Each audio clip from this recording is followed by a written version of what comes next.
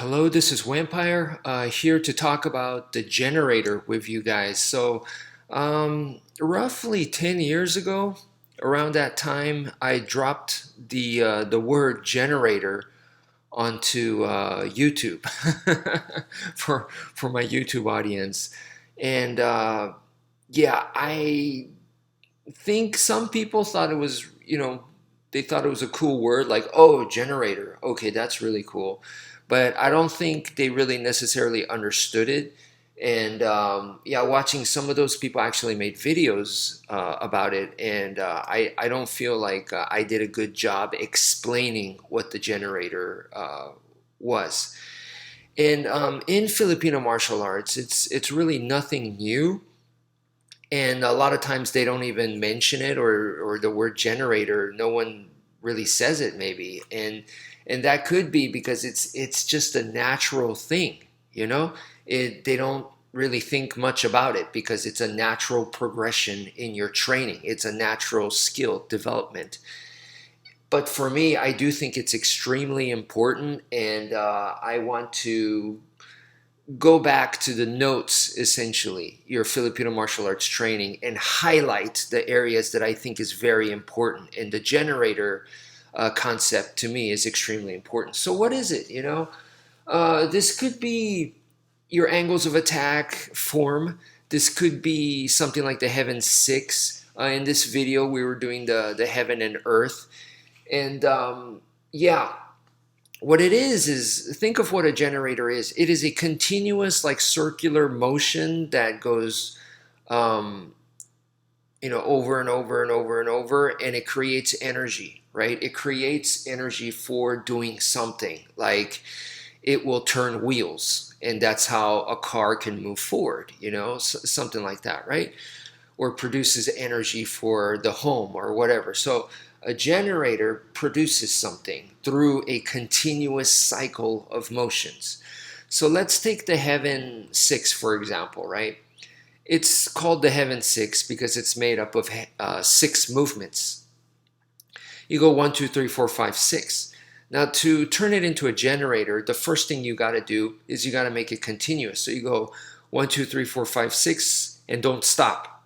You keep going. 1, 2, 3, 4, 5, 6, 1, 2, 3, 4, 5, 6, 1, 2, 3, 4, 5, 6. So there's no beginning and there's no end. It's just a cycle that keeps going and going. That's the first thing you got to do, okay? And that's easy. You could do that in your training. You could do that in solo training. You could totally practice it. Do like marathons, time yourself and see if you could keep going for like 10 minutes or more, It's a nice way to burn calories and stuff. The second thing, okay, that is necessary is something needs to come out of the generator, okay?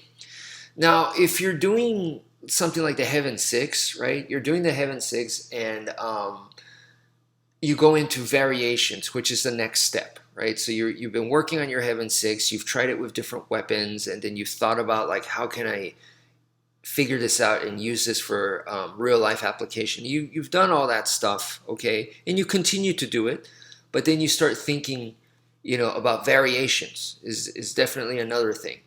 And when you do variations, the substitution method is one of the things I've been over the years recommending to people.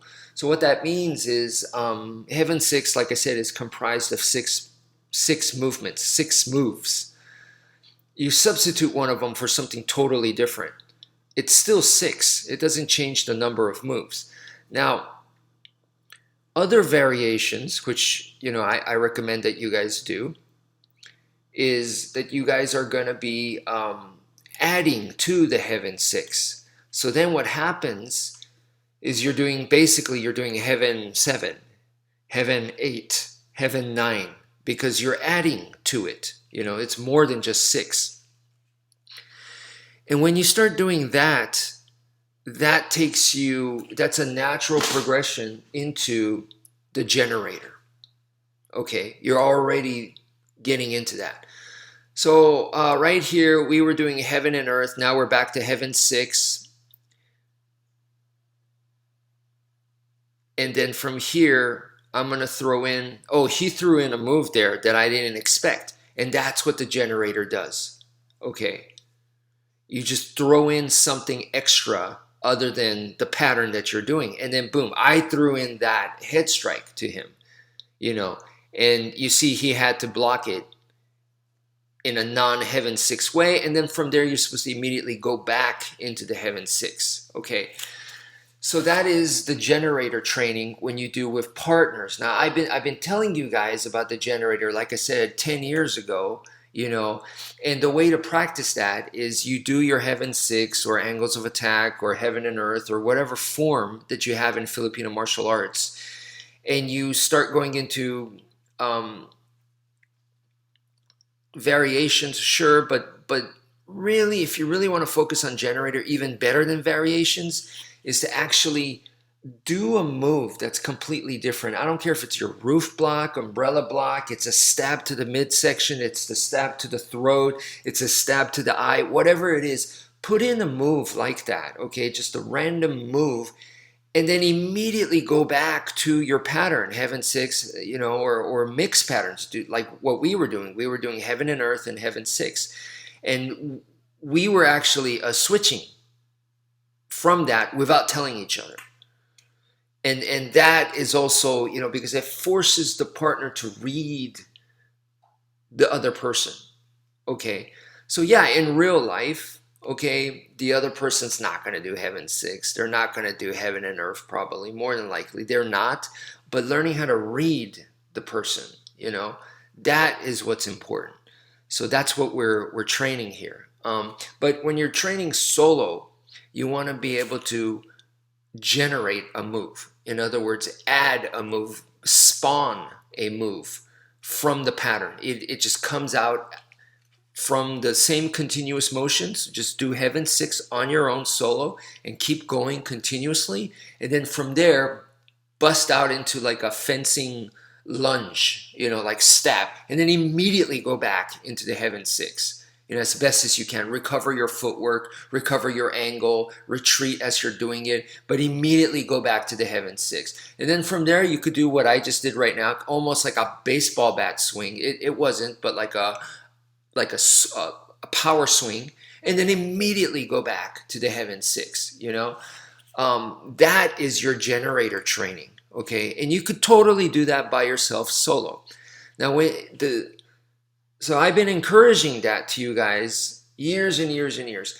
And the reason why it's possible is because you've been doing the heaven 6 so much that the heaven 6 should be basically effortless. It's like opening a door. You don't really think about it, It needs to get to that point. And if it's not, then you got to work it to where it's like that. So that's why you could do the generator, because as we're doing this pattern right here, okay, so this is heaven 6, switch it to heaven and earth there. Okay, so now it's heaven and earth. Didn't tell him nothing, just switched, and he kept up. So anyway,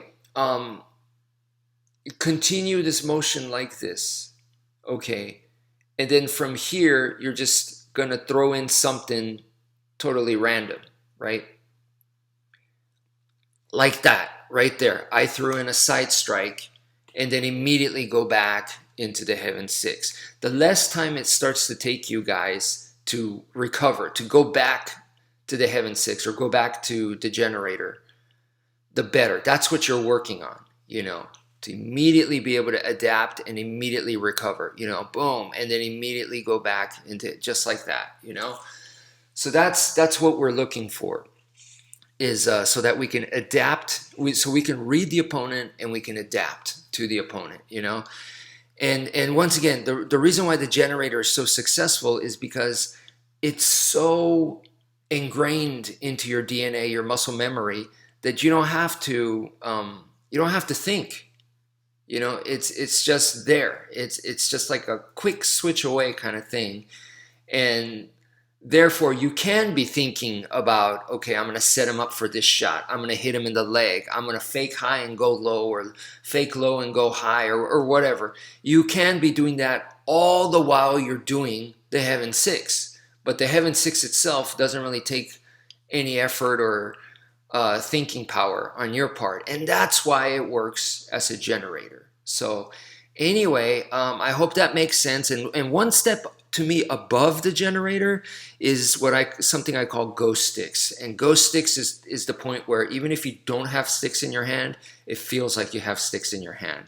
So even if you're empty-handed or if you have a knife in your hand, you feel like you have the sticks there. So your motion, your articulation, and the way you handle the knife or handle your own fists is much more articulate. It's as if you have sticks.